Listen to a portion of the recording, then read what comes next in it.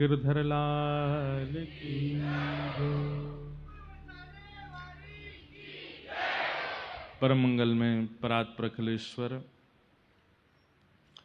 अकारण करुणा वरुणालय भक्त वांछा कल्पतरु तड़िद्वत विनिंदित पीताम्बरधारी श्री बालकृष्ण लाल प्यारे गिरधर लाल की परम कृपा से हम आप सब लोग आचार्य महोत्सव श्री सरस कुंज के पावन उत्सव में श्री भक्तमाल जी की मधुर कथा का श्रवण लाभ ले रहे हैं। यह हमारा परम सौभाग्य है। मंच पर विराजमान विप्रवृंद, समस्त संत वृंद, पूज्य आचार्य चरण सरस कुंज वाले पूज्य महाराज जी, पलसाना वाले महाराज जी एवं उपस्थित सब महानुभाव, गंधर्वजन, कथा के मुख्य श्रोता के रूप में विराजमान प्यारे गिरधर लाल जी एवं श्री सरस बिहारी जी और आप सभी श्रोता भाई बंधु मातृशक्ति बालक सब लोगों को जय श्री कृष्ण, जय सिया राम, जय सिया राम, जय श्रीमन नारायण, जय श्रीमन नारायण, जय जय श्री राधे। जय श्री राम। ठाकुर जी की परम कृपा हम आप सब लोगों पर है। भागवत की कथा भी एक प्रकार से भक्तमाल ही है। श्रीमद् भागवत जी में भी भक्त चरित्र ही है। परीक्षित जी की कथा है, ध्रुव जी की कथा है, प्रहलाद जी की कथा है, अम्बरीश राजा की कथा है, भक्त अजामिल की कथा है, भक्त वृत्रासुर की कथा है। 3 दिन तक तो केवल भक्त चरित्र ही चलते हैं। चौथे दिन जाकर के फिर ठाकुर जी के जन्म की कथा आती है। तो श्रीमद् भागवत भी भक्त चरित्र है। एक प्रकार से देखा जाए तो भक्त बिना भगवान अधूरे।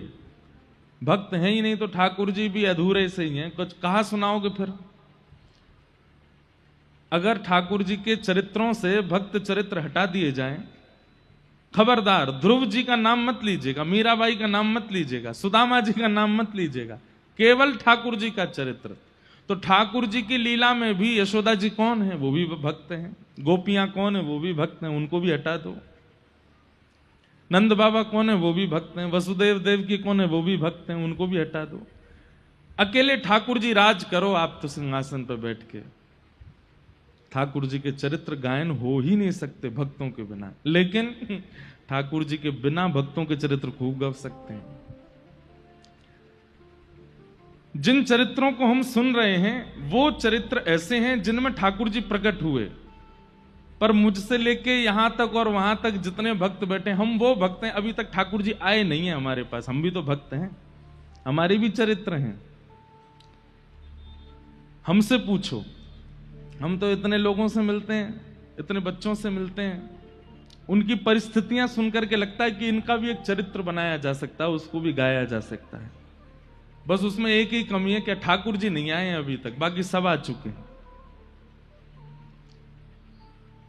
भगवत बिना भी भक्त चरित्र हो सकते हैं, पर ठाकुर जी बिना भक्त चरित्र के नहीं हो सकते।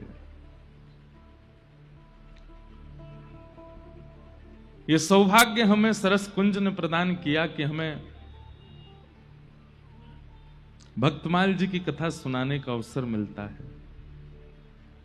और जब से भक्तमाल जी का आश्रय लिया, हम भागवत जी में भी खूब भक्तमाल जी का चरित्र कहते हैं, खूब भक्त चरित्र सुनाते रहते हैं। कई लोग ऐसे भी हो जाते हैं उसमें, अरे ये चरित्र तो ऐसे है नहीं, ऐसे है, ऐसे। हमारी एक बात सुनिएगा, हम एक ग्रंथ से लेकर के कोई भाव नहीं सुनाते। हम एक ग्रंथ का भी आस्वादन करते हैं, फिर वाणी जी भी सुनते हैं, फिर कुछ लोगों से भी श्रवण करते हैं, फिर उस स्थानीय भाव को भी, सबका फिर जो भाव लगता है। हमारा उद्देश्य एक है कि वो लीला चरित्र सुनकर के आपको ठाकुर जी प्रिय लगने चाहिए, बस। अब उसके लिए अगर हमको 10 बातें उसमें और जोड़ के कहनी पड़े तो हम कहेंगे आपको ठाकुर जी प्रिय लगने चाहिए। उसमें क्या बुराई है? कई लोग हमारे पीछे इसीलिए पड़ जाते हैं, ये बात तो है ही नहीं, आपने क्यों कह दी? अरे तो मैंने इसको सुन के किसी का बुरा हुआ, उसको ठाकुर जी अच्छे ही लगे होंगे, फिर उसमें बुराई क्या है? और रही बात, एक बात मैं आपको बहुत निश्चित रूप से कह दूं, हमने कोई भाव कहा, कई बार हमारे मानसी में भी आ जाता है। ठाकुर जी, गिरधर लाल जी कई बार मानसी में भाव प्रकट कर देते हैं कि ये भाव ऐसे ऐसे ऐसे होगा, और वो भाव हमने कह दिया। कई बार कुछ दिनों बाद उस भाव की पुष्टि स्वयं आचार्यों से हो जाती कि नहीं, ये भाव इस ग्रंथ में लिखा भी है। उद्देश्य प्रधान होना चाहिए।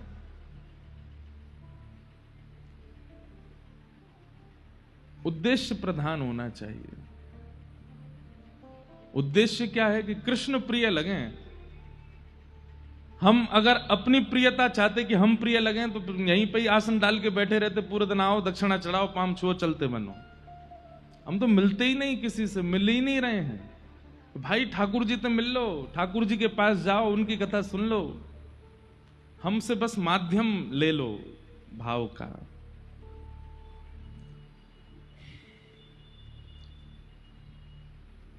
सब भाव हैं, सबको प्रणाम है। लोगों ने जब रामानुजाचार्य जी को नहीं छोड़ा, आचार्य चरणों के समय पर भी उनकी निंदा स्तुति करते रहे, तो हम कौन हैं? हमारे पीछे भी लोग पड़ गए।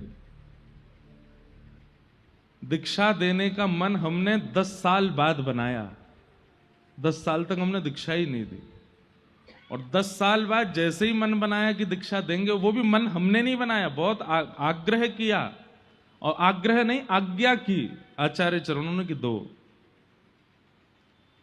बस दीक्षा का क्रम प्रारंभ नहीं हुआ कि कई लोगों को बहुत बुरा लगा कि ये दीक्षा क्यों दे रहे हैं। अभी भी जयपुर में रोज पूछ रहे हैं, पर अभी हमने कुछ दिन के लिए दीक्षा क्रम स्थगित किया है। अब कई लोग इसमें भी बोले आप क्यों बुरा नहीं मान रहे हैं। हम चाह रहे हैं कि कुछ दिन विश्राम हो, फिर उसके बाद कुछ क्रम करेंगे। सब भाव है, सबको प्रणाम है, सबको वंदन है। बस हम आपसे भी एक बात कहेंगे और अपने हृदय से भी एक बात कहते हैं, उद्देश्य अपना पवित्र रखा कीजिए और बस क्रिया करने लगिए। आपका उद्देश्य यदि पवित्र है तो क्रिया अपने आप पवित्र हो जाएगी। व्यास मंच पर बैठना हमारा उद्देश्य ना तो धन अर्जन है, ना जीव अर्जन है, ना फॉलोअर्स बढ़ाना भी नहीं है, दीक्षा देकर के बहुत शिष्य बनाना भी नहीं है। हमने रजिस्ट्रेशन इसलिए चालू करवाए थे कि भैया कहीं इतनी संख्या में लोग आ गए तो कैसे करेंगे।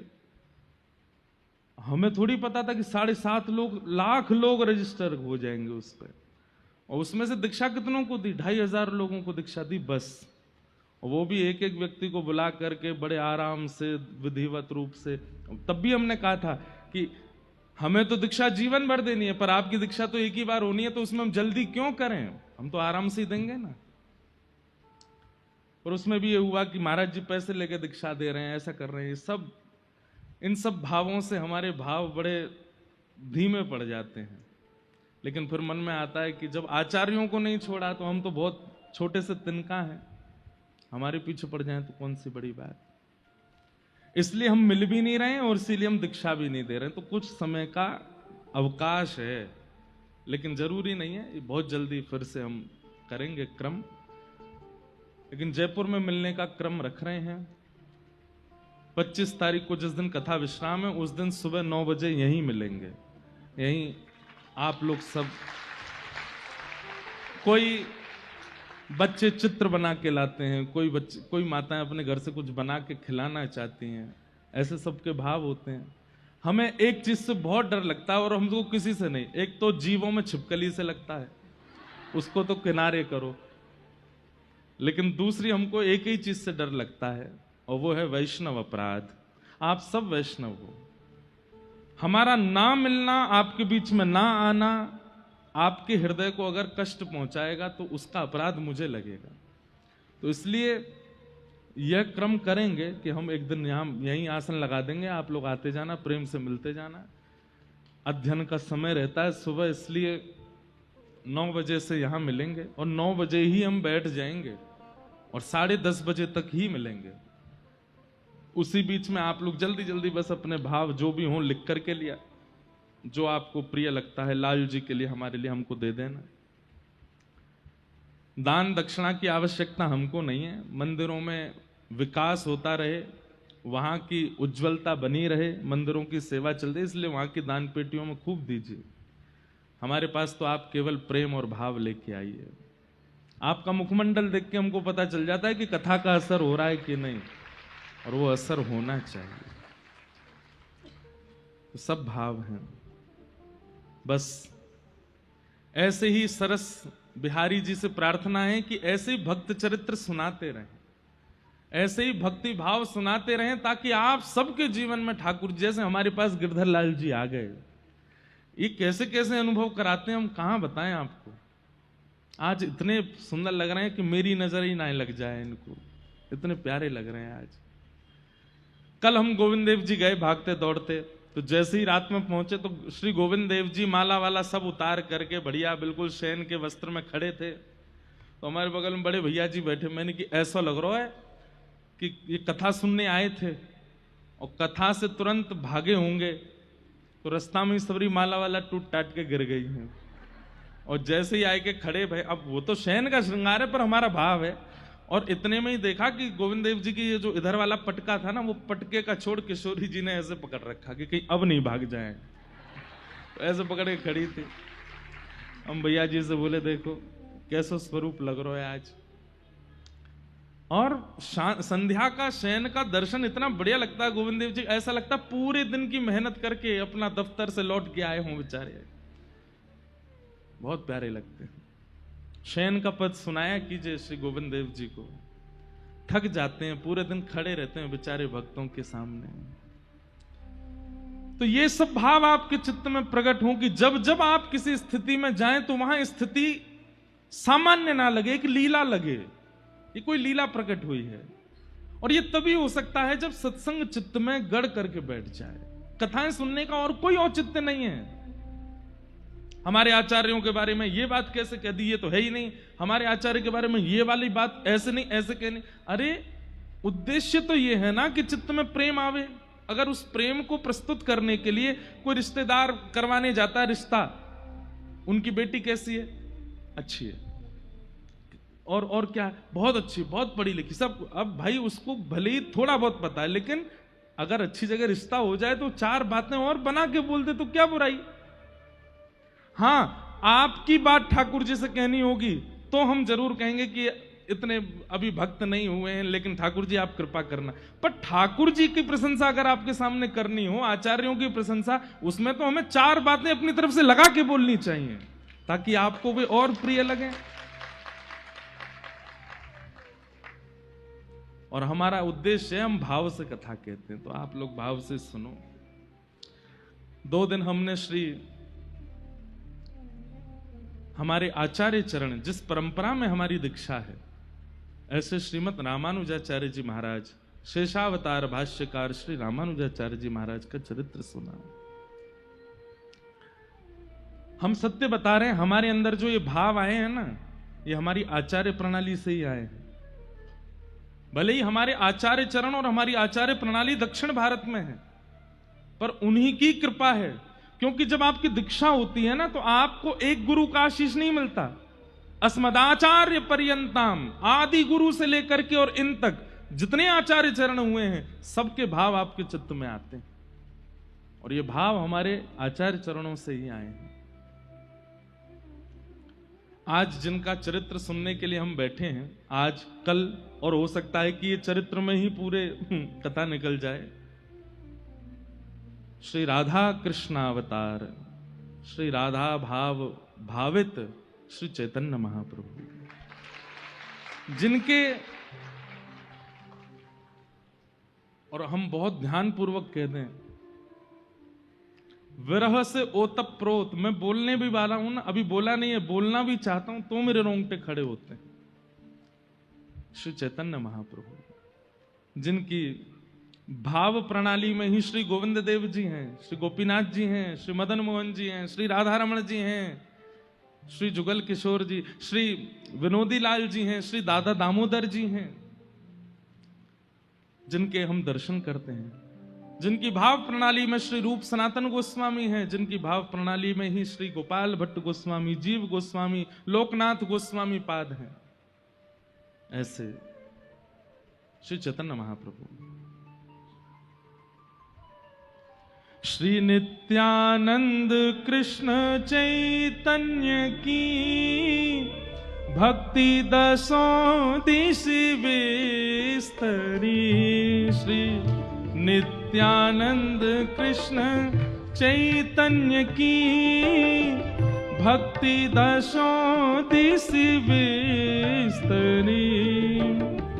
गौड़ देश पाखंड में टिकियो भजन परायण। करुणा सिंधु कृतज्ञ भय अगणित गति दायन। दस धारस आक्रांति महत जन चरण उपासे। नाम लेत निह पाप दुरित तहि नर के नासे। अवतार विदित पूरब मही उभे देही धारी। श्री नित्यानंद कृष्ण चैतन्य की भक्ति दसों दिश विस्तरी। श्री नित्यानंद कृष्ण चैतन्य की भक्ति दसों दिश विस्तरी। श्री नित्यानंद महाप्रभु और श्री कृष्ण चैतन्य महाप्रभु। सबसे पहली बात तो बहुत गंभीर है ये चरित्र, इसलिए खूब भाव से सुनिएगा और प्रयास कीजिएगा कि आप लोग जहां जब लेट भी आ रहे हैं तो आके बैठ जाएं और जिनको जाना होता है वो पीछे ही बैठ जाएं। बस भाव से सुनिए। ये विषय अति गंभीर, अति गूढ़ और अति मार्मिक और समझने योग्य है। वैसे तो भक्तमाल जी में कोई भी चरित्र ऐसा है नहीं जो समझने योग्य नहीं है, पर कुछ विशेष ध्यान लगा करके श्री चैतन्य महाप्रभु के चरित्र को सुनिएगा। ले चलते हैं आपको श्री निकुंज में। चलो पी लो। निकुंज में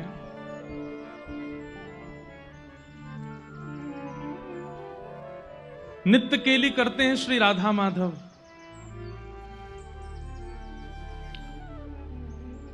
कभी ठाकुर जी, जैसे हम जिस लीला को सुनते हैं, वृंदावन में ये लीला हुई, यमुना तट पे ये लीला हुई, गिरिराज जी में ये लीला हुई।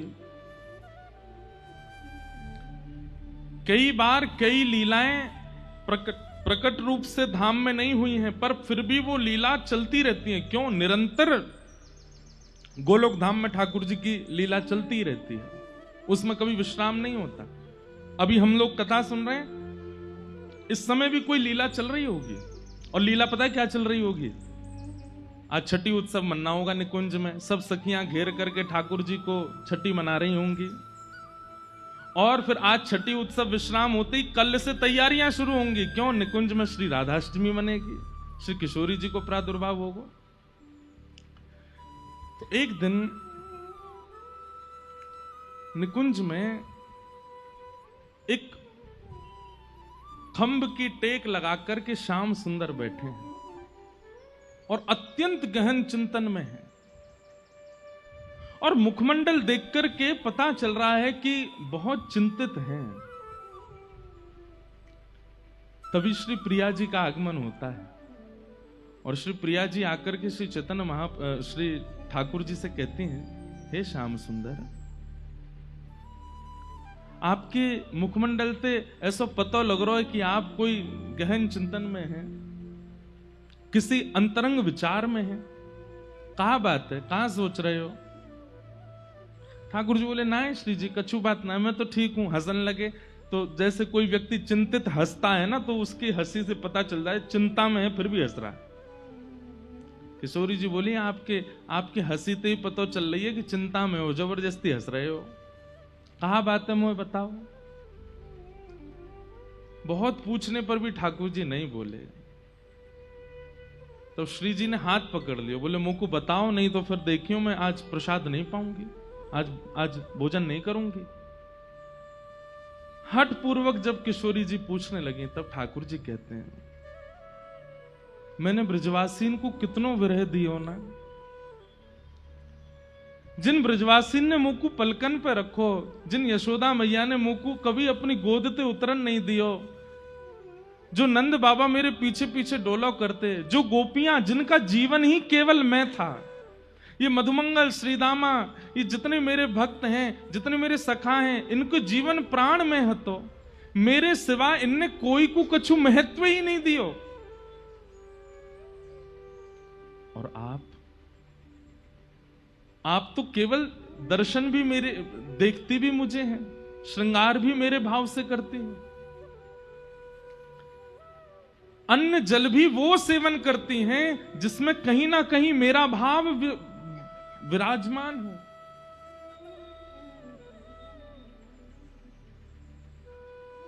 मैंने बहुत विरह दिया।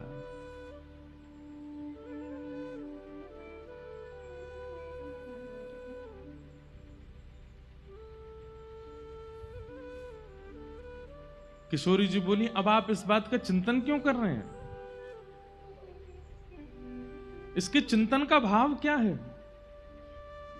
ठाकुर जी कहते हैं, मैंने गीता में एक बात कही है, बोले कहा, ये यथामाम प्रपद्यन्ते ताम तथैव भजाम में हम। जो मुझे जैसे भजता है मैं भी फिर उसको वैसे ही प्राप्त करता हूं। शिव जी बोली मतलब? बोले मोए कभी कभी इतना भार लगे अपने ऊपर, यशोदा मैया के अश्रुबिंद, मधुमंगल श्रीदामा के अश्रुबिंद, मेरी प्राण प्रिया श्री किशोरी जी के अश्रुबिंद, इन गोपीन के अश्रुबिंद, ये सब अश्रुबिंद मुंह को बहुत भार लगे।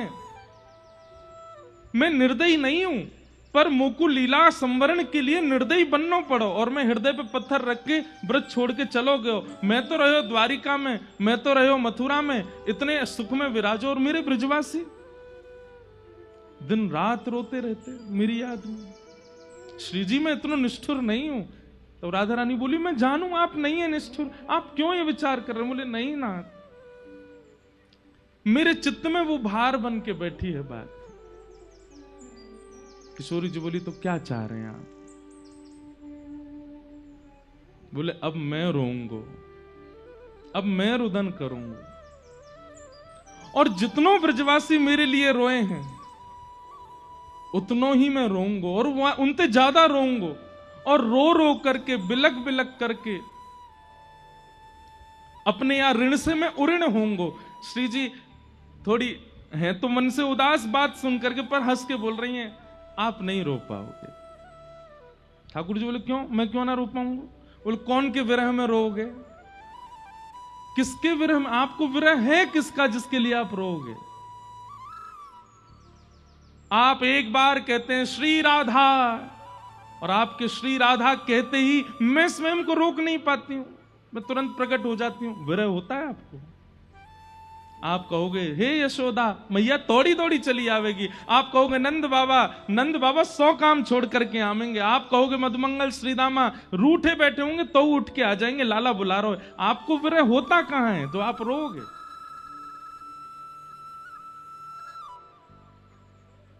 ठाकुर जी कहते हैं इसीलिए मैंने कुछ विचार किया है। बोले क्या? किशोरी जी मेरी बात ध्यान से सुनियो। किशोरी जी कह रही हाँ मैं सुन रही हूं, बताओ।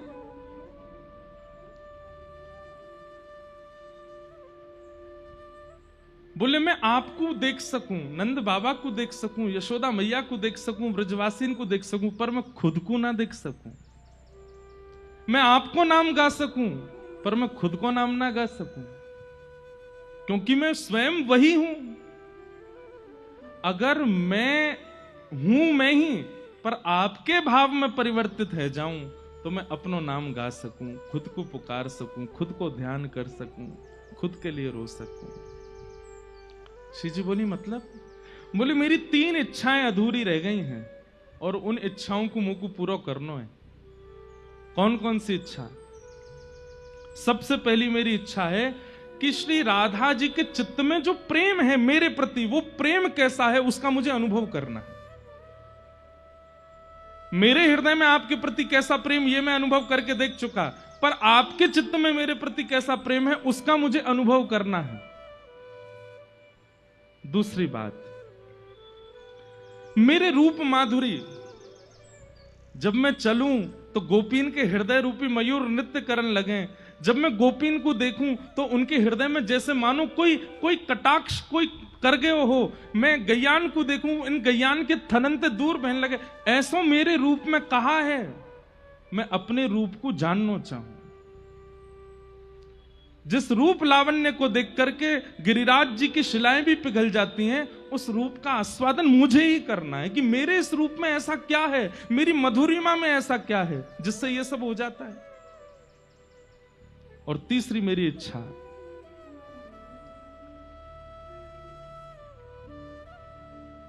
मेरी प्राप्ति होने पर मेरे प्रेमियों को किस सुख का अनुभव होता है, वो सुख मुझे अनुभव करना है। और उसके लिए हे किशोरी जी, आप कृपा करो। बोले क्या कृपा करें? बोले आप तन तो रहेगा कृष्ण का, पर मन बना दो श्री राधा रानी का। तन तो रहेगा मेरा ही, पर उसमें जो भाव प्रकट होंगे वो होंगे आपके। और दूसरी बात, तन मेरा, भाव आपका और रंग भी आपका। ये रंग भी मुझे नहीं चाहिए। किशोर जी बोले क्यों? बोले क्योंकि भाव तो आपको आ गए हो मेरे अंदर और तन मेरो है, लेकिन जब जब मैं अपने श्याम स्वरूप को देखूंगा तो मुझको विरह नहीं होगा, मुझे याद आ जाएगा ये तो मैं ही हूं। इसलिए तन भी आपका और मन भी आपका, मतलब तन मेरा पर रंग आपका और भाव आपका। ऐसी कृपा मुझ पे करो। मैं सोच रहा था तो इस पर एक पद मैंने